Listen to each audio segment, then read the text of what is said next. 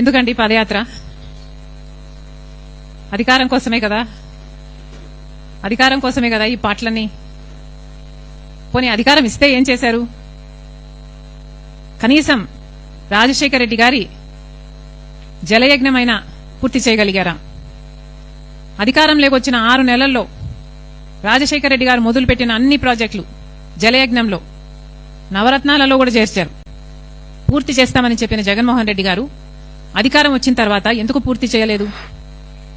పూర్తి మద్యపాన నిషేధం అని చెప్పిన జగన్మోహన్ రెడ్డి గారు మరి కల్తీ మద్యంతో ఓన్లీ క్యాష్ పద్ధతుల్లో మద్యం మాఫియా చేయలేదా?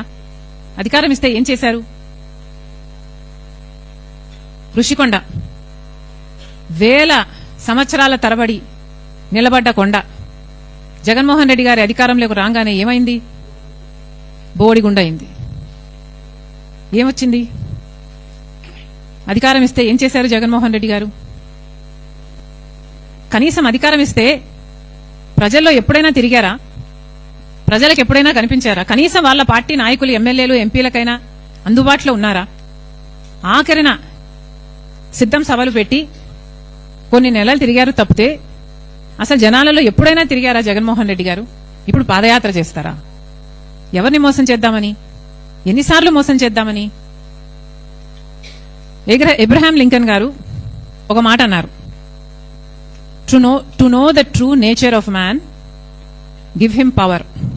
ఇది నేను అనలేదు, అబ్రహాం లింకన్ గారు అన్నారు. To know the true nature of a man give him power. అంటే ఒక మనిషి నిజమైన నైజం తెలియాలంటే ఆయనకు అధికారం ఇచ్చి చూడండి అని అన్నాడు. మనం చూసాం.